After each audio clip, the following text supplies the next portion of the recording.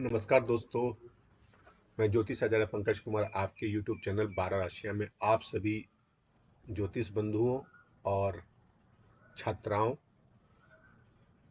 सभी का स्वागत करता हूं। और आज रामनवमी है, इसलिए आप सभी भारतवासियों को मैं रामनवमी की शुभकामना देता हूं।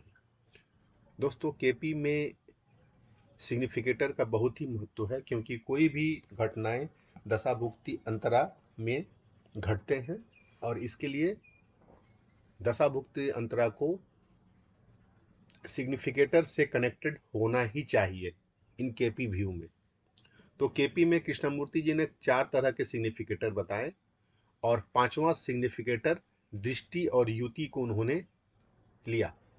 तो आइए मैं अपने ज्ञान से मैं आपको समझाने का प्रयास करता हूं कि सिग्निफिकेटर कैसे निकाले जाते हैं।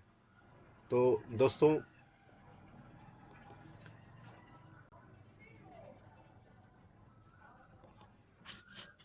केपी में हम बात करते हैं विवाह का। विवाह के लिए केपी में 2, जिसको हम लोग फैमिली कहते हैं, 7 जिसे हम मैरिज कहते हैं, और 11 जिसे हम फुल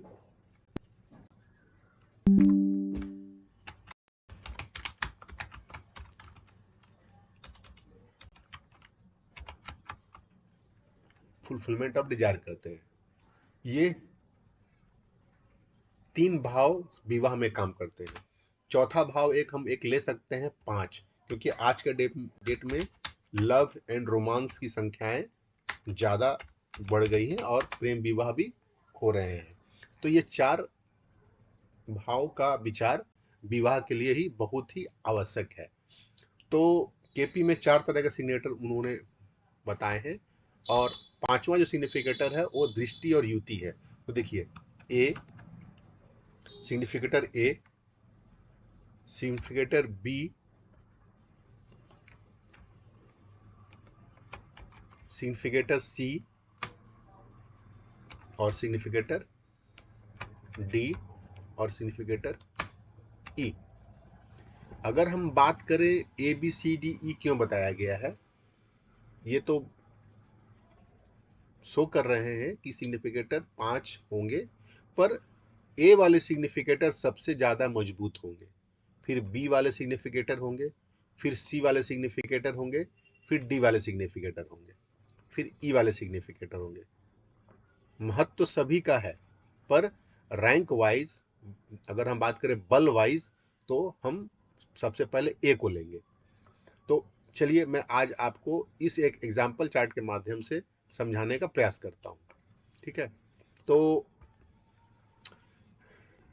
विवाह के लिए हम सबसे पहले बात करें भाव संख्या 2। तो भाव संख्या 2, सबसे पहले हम राशि स्वामी को सिग्निफिकेटर नंबर डी के रूप में लेते हैं। ये मैं डी से स्टार्ट इसलिए कर रहा हूं कि इस डी से आपको सीखने में आसानी होगी, ए से आपको सीखने में थोड़ा सा भारी लगेगा, बोझ लगेगा।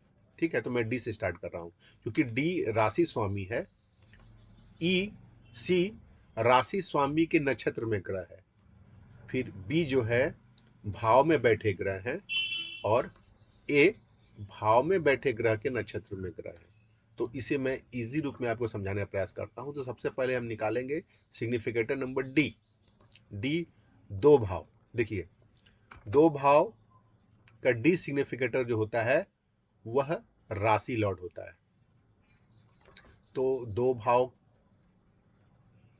का सिग्निफिकेटर कौन है, देखिए 2 भाव का राशि स्वामी, वहां साइन उपस्थित हुई है मिथुन, जेमिनी, इसलिए उसका स्वामी हो गया मरकरी। तो ये डी लेवल का सिग्निफिकेटर हो गया मरकरी। अब जो सी लेवल का सिग्निफिकेटर है वो है मरकरी के नक्षत्र में कौन सा ग्रह है।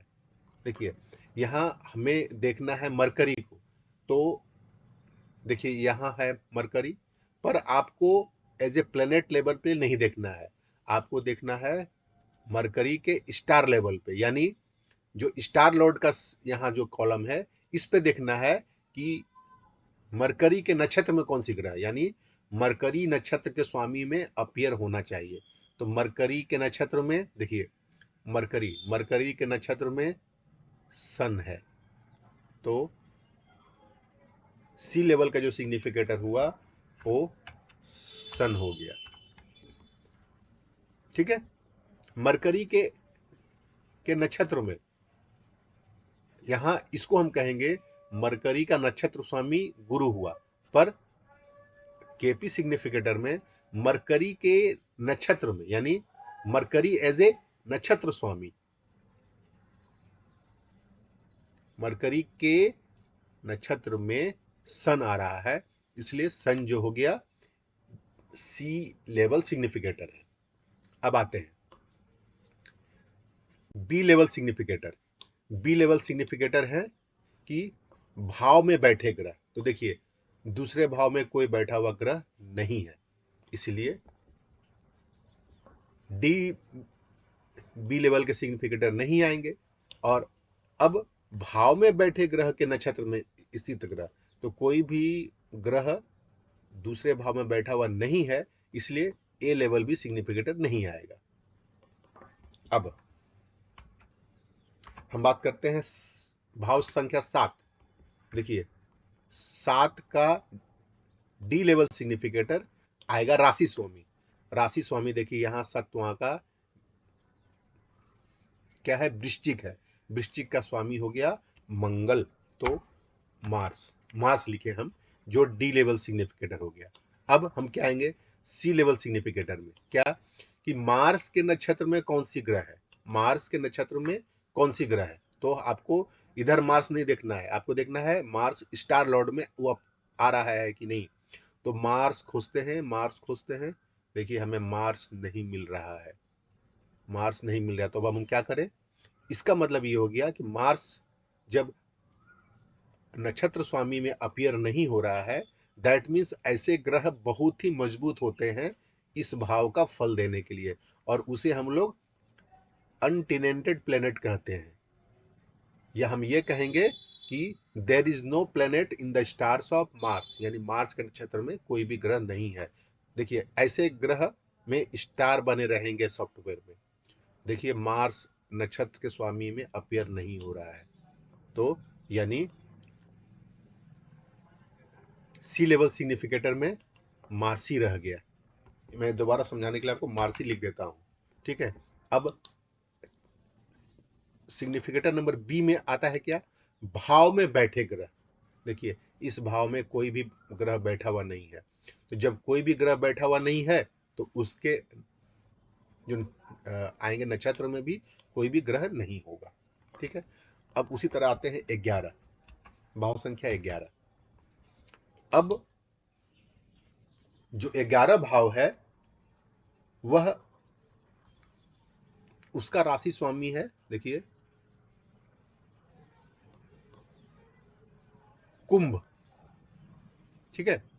तो स्वामी हो गया सैटर्न, जो डी लेवल सिग्निफिकेटर हो गया राशि स्वामी सैटर्न। अब आते हैं सिग्निफिकेटर नंबर सी में कि शनि के नक्षत्र में कौन सी ग्रह है। तो हम यहां इस कॉलम में नहीं जाएंगे, इस कॉलम में जाएंगे, देखेंगे शनि अपीयर हो रहा है कि नहीं। तो शनि आया, शनि और फिर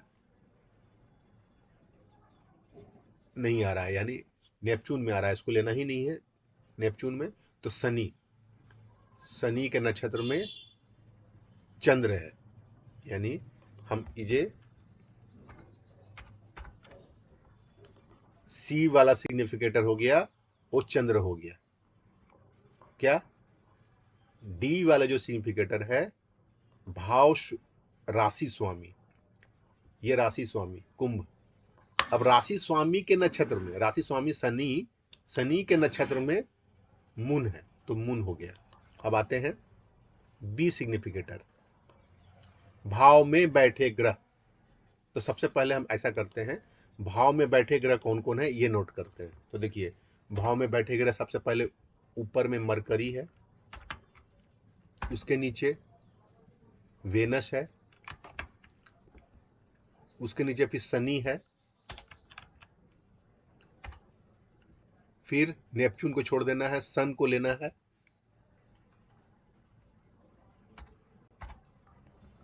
फिर राहु को लेना है। तो देखिए मैंने बता दिया आपको, भाव स्वामी डी है, जो का सिग्निफिकेटर हुआ वो शनि हुआ। भाव स्वामी के नक्षत्र में बैठे ग्रह सी हुए। अब तीसरा जो सिग्निफिकेटर है स्ट्रॉन्गेस्ट बी जो होगा उसको हम कहेंगे भाव में बैठे ग्रह। तो देखिए भाव में 4 ग्रह बैठे हुए हैं, मरकरी, वेनस, सन, राहु। तो सबसे पहले आते हैं मरकरी। मरकरी के नक्षत्र में कौन सी ग्रह है? मरकरी के नक्षत्र यानी मरकरी नक्षत्र में अपीयर हुआ हो, तो मरकरी के नक्षत्र में मरकरी एक जगह अपीयर हो रहा है, मरकरी और अपीयर नहीं हो रहा है, तो मरकरी के नक्षत्र में सन है, सन है, ठीक है। फिर आते हैं वेनस। वेनस के नक्षत्र में कौन है? वेनस, यानी देखिए वेनस नक्षत्र के स्वामी में अपीयर नहीं हुआ है। और देखिए इस ऐसे प्लेनेट को हम लोग अनटेनेंटेड यूटी प्लेनेट बोलते हैं। देखिए, और वेनस में मार्क भी दिया हुआ है स्टार का, यानी वेनस जो है वो बहुत ही स्ट्रांग प्लेनेट है, सिग्निफिकेटर नंबर बी और ए के लिए। तीसरा आते हैं सन। सन देखिए सन अपीयर हुआ, तो सन के नक्षत्र में केतु अपीयर हुआ, सन के नक्षत्र में केतु अपीयर हुआ। और फिर सन के नक्षत्र में यूरेनस अपीयर हो रहा है, तो यूरेनस को हम लोग उतना कंसिडर नहीं करते हैं, तो केतु आ गया। अब आते हैं राहु पर। देखिए राहु के नक्षत्र में कौन सी ग्रह है? राहु नक्षत्र के रूप में अपीयर नहीं हुआ, और इसीलिए ऐसे प्लेनेट को हम लोग यूटी प्लेनेट कहते हैं, the planet which have no stars. देखिए राहु में फिर स्टार की मार्क बनी हुई है, यानी D level A level significator में राहु ही रह जाएगा। तो ऐसे हमें 4 significator A B C D में मिल गए। अब हम बात करते हैं ई लेवल सिग्निफिकेटर की। तो ऐसे जो सिग्निफिकेटर है वह दृष्टि और जो युति है उसका विचार किया जाता है। तो अगर आप देखेंगे तो तीसरे भाव में मून 4 डिग्री का है और मार्स 1 डिग्री का है। जितने भी ज्योतिष में रिसर्चर हुए उनका कहना है कि कोई भी ग्रह अगर 3 डिग्री 20 मिनट के क्लोज में है तो उसे ले लेना चाहिए। तो देखिए मून 4 डिग्री है, मार्स 1 डिग्री है, तो लगभग 3 डिग्री का अंतर आ रहा है, तो ऐसे दोनों के फल को लेना चाहिए। तो अब देखिए मून क्या सिग्निफाई कर रहा है? मून मान लीजिए, मून क्या दिखा रहा है? मून चौथे घर का स्वामी है और तीसरे घर में बैठा हुआ है। चौथे घर का स्वामी है और तीसरे घर में बैठा हुआ है। और मार्स क्या बता रहा है? मार्स 7वें घर का स्वामी है और तीसरे घर में बैठा हुआ है। 7वें घर का स्वामी है और तीसरे घर में बैठा हुआ है। तो जब भी मून की दशा भुक्ति अंतरिक्ष चलेगा तो मून 4 3 7 3 का फल देगा, और जब भी मार्स का दशा भुक्ति अंतरा चलेगा तो मार्स 7 3 4 1 का फल देगा। तो उन्होंने बताया कि 3 डिग्री 20 मिनट तक का जो युति है उसको ले लेना चाहिए। उसी तरह दृष्टि, अगर आप देखेंगे, मैं आपकी बात करूं तो जुपिटर यहाँ 22 डिग्री का है। अब मैंने क्या कहा? उसकी दृष्टि 3 डिग्री 20 मिनट तक इफेक्टिव होती है। तो 7वां घर देखिए 4 डिग्री से स्टार्ट हो रहा है, तो 22 और 4 लगभग 18 डिग्री पे दृष्टि दे रहा है। तो ऐसी कंडीशन में ज्योतिष जो भी विचारक हुए रिसर्चर हुए, उन्होंने कहा कि इतना डिफर का फल ग्रह नहीं देता है, यानी गुरु की दृष्टि 7वें घर में ज्यादा इफेक्टिव नहीं होगी। पर आप अगर देखेंगे तो